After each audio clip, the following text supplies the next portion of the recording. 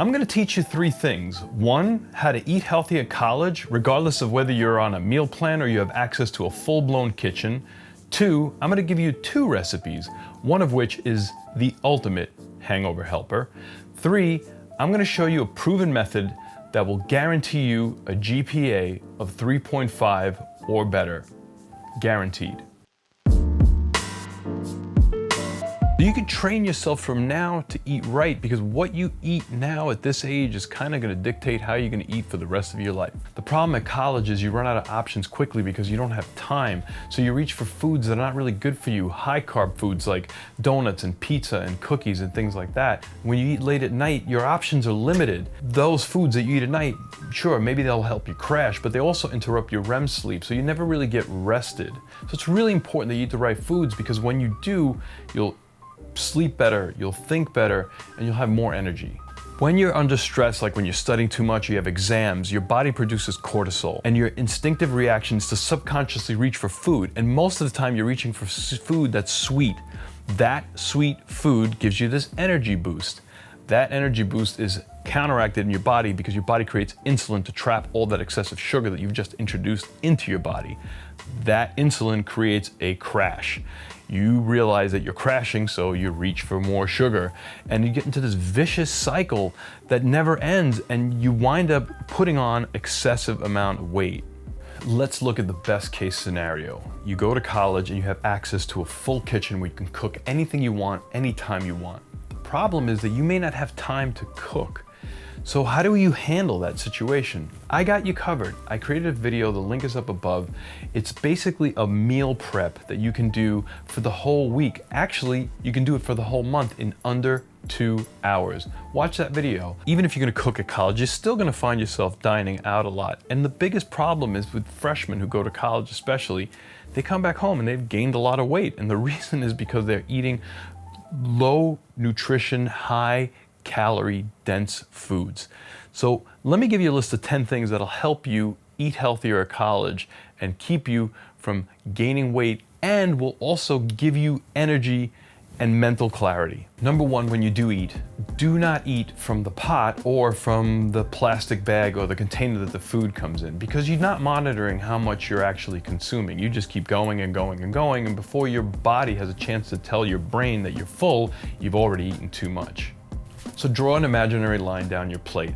The half of your plate should have low-carb vegetables or salads that have nutritional dressings, not heavy, creamy dressings. A quarter of your plate should be high-quality proteins, and the other quarter of your plate should be good quality carbohydrates like sweet potatoes, cauliflower, butternut squash, things like that. Avoid creamy dressings that are salty or sweet or have very powerful flavors. The salt-sugar combo just makes you keep going back for more and more.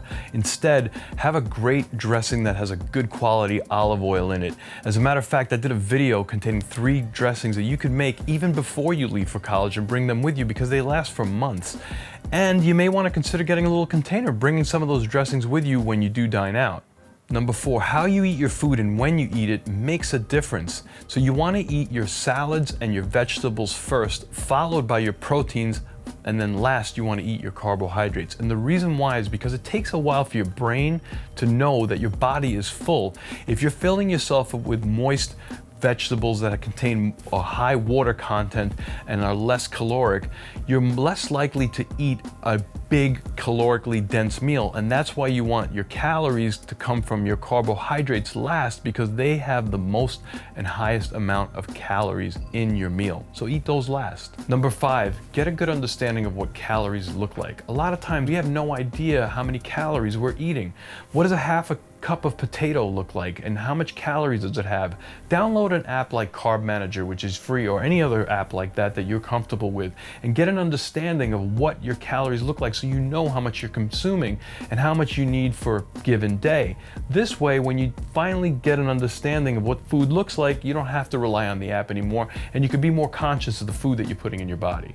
Number 6, if you have to have a late night snack, which is fine, especially if you're staying up late at night, try not to eat more than 2 hours before you go to bed, because those calories just sit in your body. Plus, having a full stomach, especially something with sugar and fat in it, is gonna really ruin your REM sleep, even though it makes you crash. Number 7, make your own snacks. I did a video, links up above, on Power Balls. You can make these any way you like. You can use any flavoring that you like. I give you tons of options there. You may wanna make them with low carbs, and that's fine. You may wanna make them with high carbs. Let's say you're an athlete and you need that extra sugar.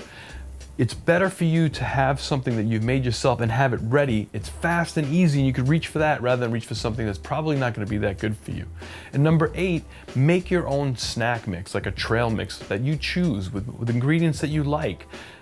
You may wanna choose dry fruit and put it in there, like craisins or something like that. The reason why I don't think that's the best option is because dry fruit doesn't fill you up as much as the fruit that has water in it. But if you're gonna reach for a snack, I'd rather you reach for an organic snack that you made yourself rather than a donut or a cookie that you buy off the shelf in a food mart, or something that's open at 3 o'clock in the morning and you basically wind up eating whatever crap they have out there for you. If you're gonna go somewhere like a party or a gathering where you know the food is gonna be really bad for you, it might be in your best interest to eat before you get there. And when you do get there, if you're tempted to eat because you had a couple of drinks and your appetite opens up, maybe just chew on a piece of gum rather than eat something you'll deeply regret later on. Number 10, drink water. So many times our bodies are asking us for food, not because we're hungry, but because it's used to getting the water that it needs from the food that you eat rather than from a glass of water because you don't drink enough. You should be drinking 5 to 6 16-ounce glasses of water a day. Spread it out throughout the whole day, but make a conscious effort to drink water. And buy one of those water flasks. Have it with you, something insulated where you can always have a cold glass of water near you, rather than go out and reach for a soda or a soft drink or even a carbonated no-calorie beverage, because the carbonic acid that's inside those beverages is actually bad for your bone structure.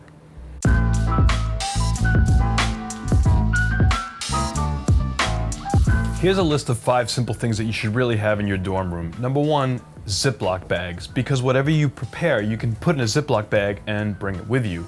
Number 2, organic beef stock or chicken stock or vegetable stock if you're a vegetarian. Because with that, you can make quick, easy soups that are healthy for you and they last a really long time in the refrigerator. Number 3, non-GMO, organic if possible, or hormone-free definitely, jerky. Beef preferably, and you'll see why in a minute. Number 4, healthy dressings, preferably ones that you made yourself, preferably ones that you made watching that video to the link that's up above. And number 5, a good quality insulated water bottle so you can always have water near you and hydrate yourself. What if you're at college and you can't cook? They won't let you use a kitchen or there is no kitchen facilities nearby. See if your college will allow you to keep one of these Instapots in your dorm. They're amazing. You can cook anything in this thing. It's inexpensive and it's super fast. I'm gonna show you how to make a soup/vegetable stew here that'll take you no time at all. So let's start by adding 12 ounces or 340 grams of this frozen vegetable mix. Use whatever you want. Go with organic if you can. This wasn't, believe it or not, I have a really hard time finding organic vegetables frozen in my supermarket. To that, we're gonna add what I weighed out here, which is 3.5 ounces of beef jerky, 40 ounces or 5 cups, 1.25 liters of water. You can add less or you can add more. It really all depends on whether you're looking to make a soup or you're looking to make a stew. But the recipe calls for 5 teaspoons of base for this. You can go a little lighter and then add salt later because you don't know how salty your jerky is going to be. So here I'm roughly putting in about 4 teaspoons of beef base. That's it. Pressure cook. Set your time for 10 minutes. Make sure that your vent is closed. This little dial that's open, that's closed. It takes a little bit of a while for it to heat up, and then 10 minutes later, you'll have a delicious soup or stew.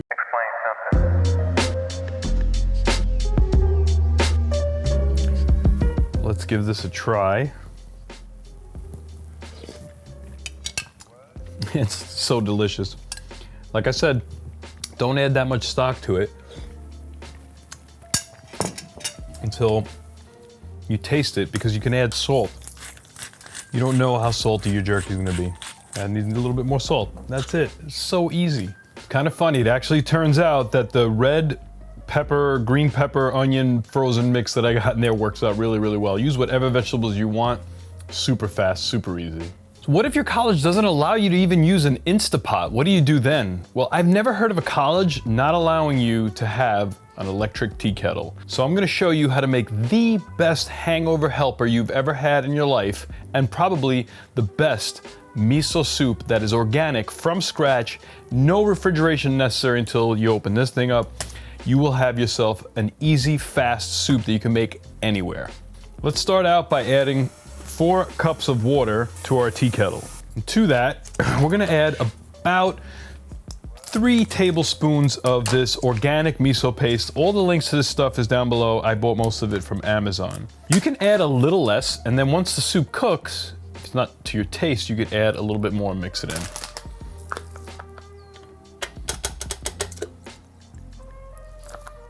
Now, traditionally, you would add tofu to this. I don't really eat tofu. You can if you want, or go for it and add some of our beef jerky to it. I'm gonna put in about this much.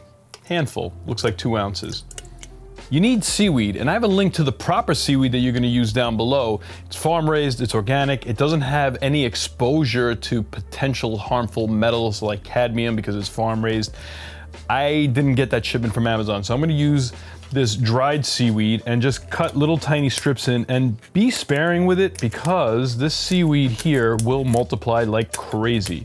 So I would say this sheet is an awful lot, and just chop it in there so you don't get these big sloppy pieces of seaweed in your soup. Then, if you want to add a carb to it, you can go with this glass noodles. They're Asian noodles, they're very thin, they're gluten-free, and you can throw some of that in there if you want to. Just throw that in there as well. Close the lid, set it to boil, and then it boils. When it's done, it'll stop boiling, it'll also stay at that temperature, and it's done when the beef is tender. So just let it sit there for a little while. So why do I keep stressing organic food or all natural food? And there's a really good reason for that. The reason is that organic food is much more nutritionally dense than non-organic food. You're better off eating it because your body gets more nutrition and your body's gonna ask for less food, which means less calories. So you actually get full faster. Instant miso soup anywhere you want.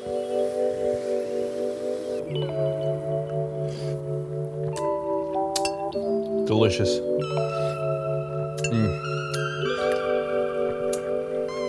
Obviously, you don't need to do this in a tea kettle, right? You can do this on the stovetop, you can do it in an Instapot. But this stuff is great to have on hand because until you open it, it doesn't need any refrigeration, and the miso paste doesn't take up much room at all. You can keep it on dry storage, and anytime you want to have some good miso soup that's organic, it's at your fingertips, and it's super fast. Now, when you're boiling the water in this and you're making soup out of it, it's really kind of no longer gonna work so well for just boiling water in it. I mean, you have to wash it really, really well. I mean, you can. Make sure you get one of these that's stainless. Make sure you also get one that's easy to clean. After you're done making your soup in it, clean it thoroughly, add some soapy water to it, let it sit for a while, rinse it out, add some regular water to it and bring it to a boil, and then just strain that out so you can get all of the gunk out of there. In the spring of 1992, I graduated from Stony Brook University with a Bachelor's of Engineering in Electrical Engineering. And in high school, I was a really, really good student. Most of the time, my GPA was at least a 95 or above for each semester. So when I went to college, I thought I would do really well. I didn't have a disciplined way of studying. So the first semester, which was usually the weed out semester, they called it, because you had to take some pretty crazy engineering physics classes, I got a 2.5. Then the following semester, I got a 2.3. Then I moved on to campus and started partying because I got depressed and I couldn't keep up with the work, and I was thinking of dropping out of engineering, and I got a 1.74. Christmas of my sophomore year, I knew something had to change. I just didn't know what.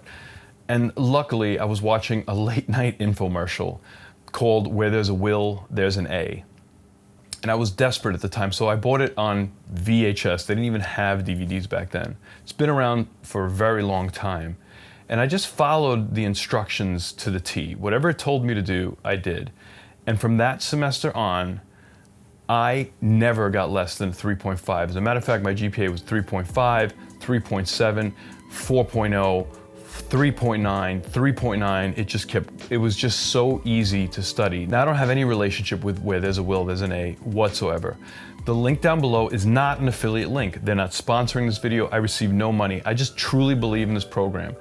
I was so excited a few years ago to find out that this program was still available that I bought the DVD for my kids, and they watched it and they did really, really well. My son is graduating with a master's from MIT, and my youngest is graduating with a bachelor's in mathematics from Binghamton. Where there's a will, there's an A is not a gimmicky system. It's a process that you have to commit to. It doesn't mean you're not going to do any work. There's no shortcuts, but it teaches you how to study, when to study. It even tells you seating positions in class, what vitamins you should take to help your mind work better. It's a full-blown process. It's not terribly expensive. I think it's like on the order of like $70 or something like that. Again, I make nothing off of this. I just believe in it. It's so strongly. I feel you should take a look at it. I want to thank you for watching this video. If you liked it, let me know. Hit that subscribe button. Leave a comment down below, and if there's something you'd like me to teach you how to cook in school, or there's some way that I can help you eat healthier at school, let me know. See you soon.